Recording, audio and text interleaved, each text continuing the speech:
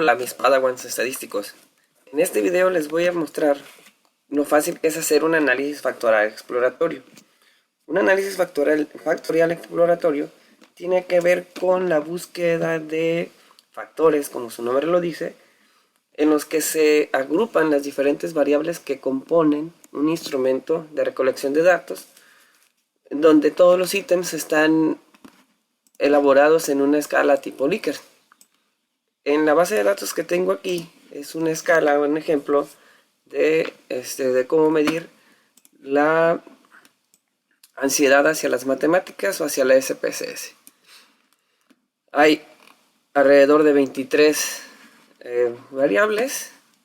Todas las variables están con una escala en tipo Likert del 1 al 5, completamente de acuerdo hasta completamente en desacuerdo, y el 9 es para los datos perdidos o no respondidos. Tener en cuenta que todas las variables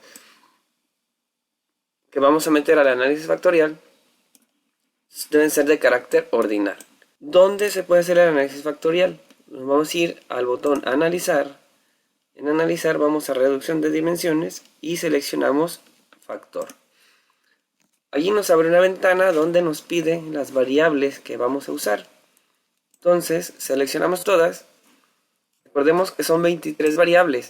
El análisis factorial lo que pretende hacer es agrupar esas 23 variables para encontrar la menor cantidad posible de factores que expliquen el comportamiento hacia la ansiedad matemática. ¿Sí? Podemos nosotros exigirle al software que nos arroje 2 o 3 si es que tuviéramos alguna teoría en específico que nos diga que hay 2 o 3 factores. Si ese fuera el caso, lo que tendríamos que hacer es comprobar esa teoría. Pero si no tenemos ningún referente teórico sobre el concepto que estamos evaluando, lo mejor es dejar abierto el número de factores. Ahorita, en unos momentos, les voy a mostrar qué se puede hacer con estos botones. En el primero de ellos, en el botón descriptivos, aquí yo puedo calcular una diversidad de estadísticos, pero solamente me interesa la solución inicial y el KMO y prueba de esfericidad de Bartlett. ¿Por qué esos son los que me interesan? Porque a partir de los resultados de la prueba KMO y prueba de esfericidad de Bartlett es donde se va a identificar y a definir si el muestreo es adecuado y si ese muestreo también es significativo. Si resulta positiva aquí, si resulta que se aprueba, se sigue con el análisis factorial. Y si resulta que no es válido, pues entonces no tiene sentido hablar de un análisis factorial. En el botón de extracción vamos a seleccionar el método. El método más adecuado o más usado es componentes principales o máxima verosimilitud. De acuerdo a la metodología que usted esté utilizando, es el que va a elegir. Yo en este caso voy a trabajar con componentes principales. Le voy a pedir que me analice a partir de la matriz de correlaciones la solución factorial sin rotar, y además le voy a pedir un gráfico de sedimentación. Aquí en esta parte, si yo conociera el número exacto de factores que algún teórico identificó que afectan o definen la ansiedad matemática, tendría que seleccionar aquí. Entonces a lo mejor que me diga ese teórico, la ansiedad matemática se define a partir del dominio del estudiante del tema, su motivación y el nivel de estudios de sus papás. Entonces, aquí sería 3 porque me está diciendo que 3. Pero si no tengo ninguna teoría de la que me estoy basando, debo de dejarlo basado en autovalor, y aquí autovalores mayores que 1. Es decir, que me busque más de un factor. Continuamos. En el botón de rotación voy a elegir el método de rotación. El más usado es Varimax. Y en automático se activa esta otra parte, donde voy a verificar que esté activa la solución rotada. Continuamos. En puntuaciones, aquí es para guardar los resultados de esos cálculos de los factores. No las voy a necesitar porque nada más voy a hacer análisis factorial. Si fuera a realizar un análisis de clúster, sí activaría guardarlo con regresión, pero no es el caso, entonces vamos a continuar. En el botón de opciones Vamos a dejar activado excluir casos según lista. Vamos a activar el ordenados por tamaño. Y vamos a dar clic en continuar. Y ahí damos clic en aceptar. El software nos abre en los resultados diversas tablas y ahorita conforme vayan saliendo las vamos a ir analizando. Una vez que nos arroja los resultados, lo primero que tenemos que revisar es la prueba de KMO y Bartlett. La medida Kaiser-Meyer-Olkin de adecuación de muestreo nos dice que debe ser un valor lo más cercano a 1. Mientras más cercano esté a 1, este valor significa que la muestra es adecuada para hacer un análisis factorial. Esa se ubica en 0,855, que es un nivel bastante aceptable. Los teóricos definen que la prueba de KMO de preferencia se ubique por encima de 0.8 o lo más cercano a 1. El hecho de que se ubique por debajo de 0.8 no necesariamente implica que no se puede hacer el análisis factorial, sino que implica que probablemente la validez del mismo quede en duda, porque cuando se ubica por debajo de 0.8 podemos sospechar de sesgo en la selección de la muestra.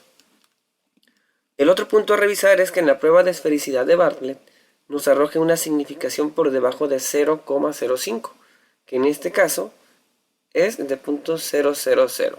Por lo tanto, en este caso, la prueba KMO nos dice que la adecuación de la muestra es correcta y que la esfericidad es significativa. Ahora bien, la segunda tabla que vamos a analizar es la varianza total explicada. ¿Para qué me sirve la varianza total explicada?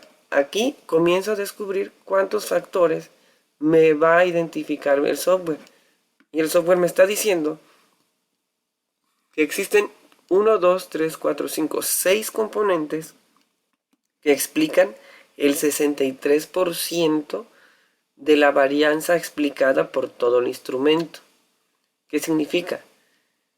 Que vamos a agrupar los 23 ítems en solamente 6 grupos de ítems o en 6 factores. Todavía no sabemos cómo se van a conformar. Más adelante en las tablas se va a identificar esa parte, pero por lo pronto solamente son 6. ¿Cómo sabemos que son 6?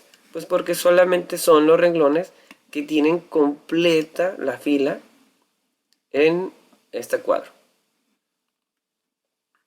Otra manera de identificar cuántos componentes hay es el gráfico de sedimentación.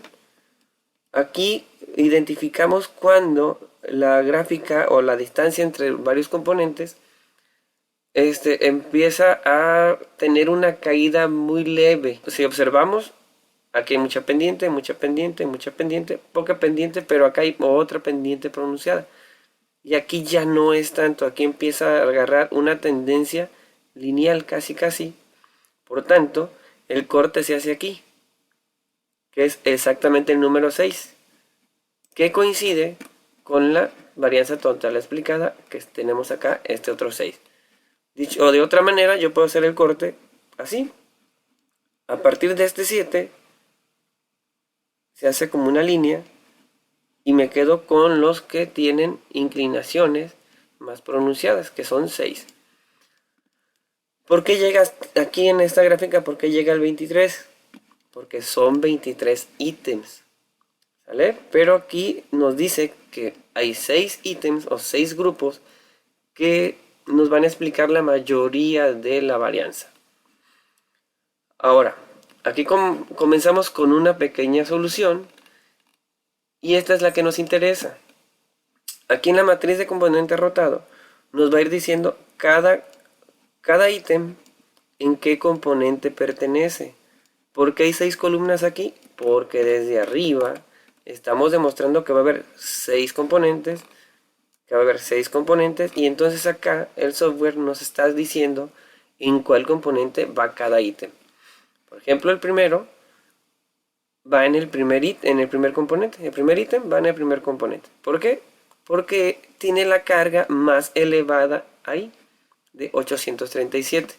Recordemos que en una de las opciones le pedí que me los ordenara de mayor a menor, o que me los ordenara por tamaño. Aquí yo estoy observando que estas de aquí estos primeros 4 son más grandes. Al llegar al quinto ítem, ya no es muy grande el del primer componente, sino el del segundo. Por tanto, aquí comienza el segundo componente. Para evitar este tipo de confusiones entre tanto número, que nos perdamos, para evitar eso, se sugiere lo siguiente: ir observando el comportamiento de los valores para, por ejemplo, decir aquí el más bajo es 538, en el segundo componente el más bajo es .466, en el tercer componente es 467, en el siguiente componente es 445, en el siguiente componente es 527 y en el último componente es 721. El más bajo es 445.